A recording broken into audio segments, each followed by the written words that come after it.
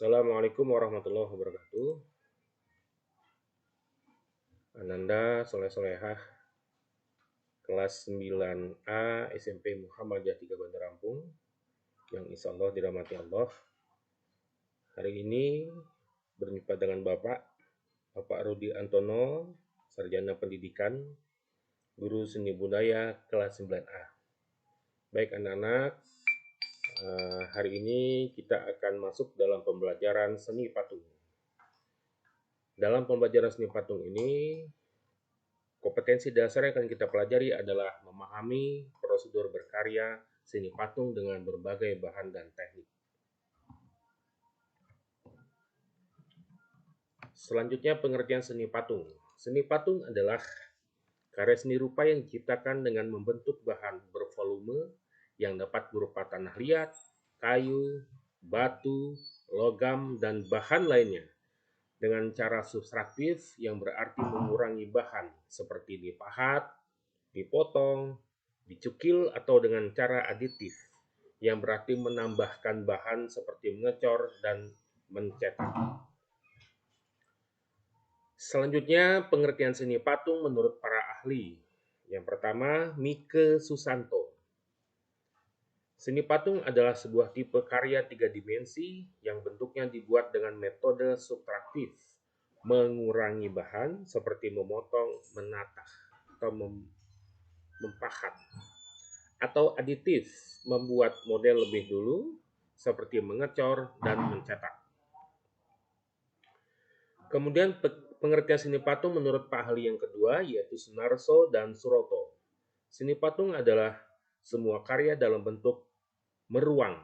Menurut Kamus Besar Indonesia adalah benda tiruan, bentuk manusia dan hewan yang cara pembuatannya dengan dipahat. Kemudian pengertian seni patung menurut Pak ahli yang ketiga yaitu B.S. Myers.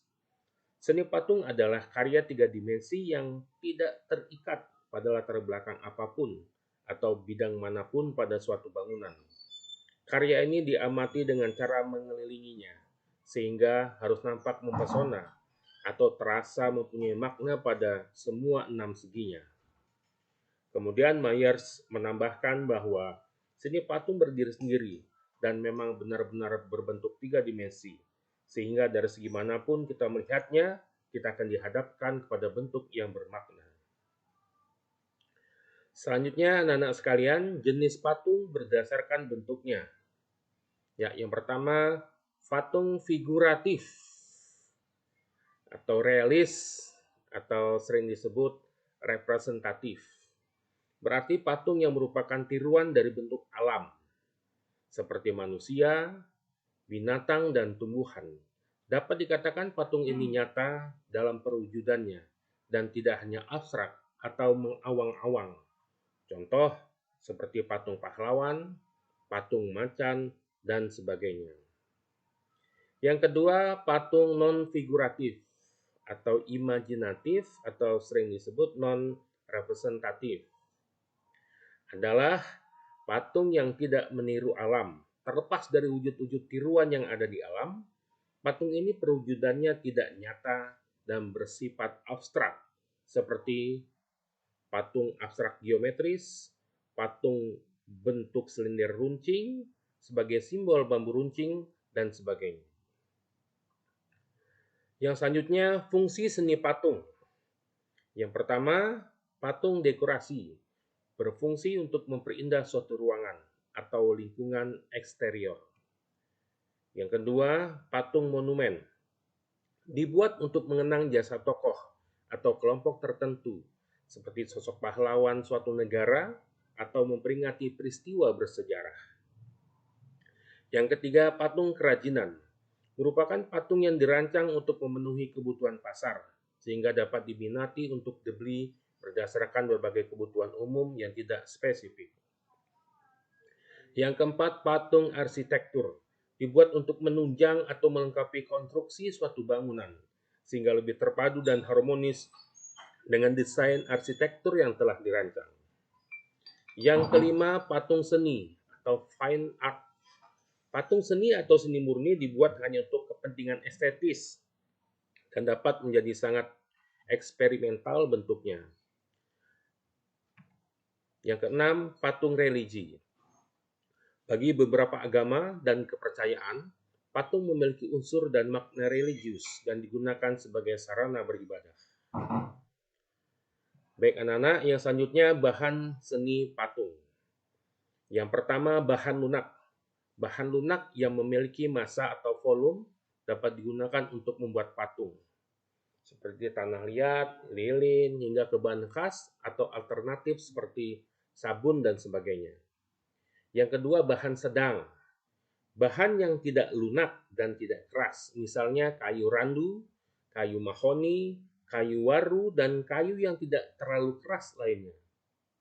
Yang ketiga, bahan keras. Bahan keras dapat berupa batu atau kayu yang lebih keras. Contohnya adalah batu marmer atau kualam, batu granit, batu andesit, kayu jati, kayu ulin, kayu sonekling. Kemudian yang keempat, bahan cor. Bahan cor adalah bahan yang cair, serbuk atau tidak padat, namun dapat menjadi keras dalam waktu tertentu atau ketika diproses lebih lanjut. Bahan cor meliputi semen, pasir, gips, logam, emas, timah, bahan kimia, resin, fiber, dan lain-lain. Baik anak-anak, selanjutnya alat seni patung. Yang pertama, pahat. Digunakan untuk bahan sedang atau keras, untuk memahat atau mengurangi bahan keras, sehingga membentuk objek yang diinginkan. Pahat terbuat dari logam keras yang tajam, tersedia dalam berbagai mata pisau. Digunakan dengan cara memalu pahat atau bahan patung. Yang kedua, butsir.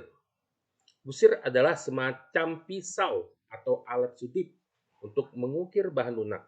Biasanya butsir terbuat dari kayu atau memiliki mata logam yang tumpul. Ada juga butsir yang bermatakan kawat untuk memudahkan pembentukan bahan lunak. Yang ketiga, alat las. Sudah jelas untuk membentuk logam secara langsung atau tanpa mencairkannya, diperlukan alat las agar dapat menyusun logam sesuai dengan keinginan kita. Yang keempat, meja putar.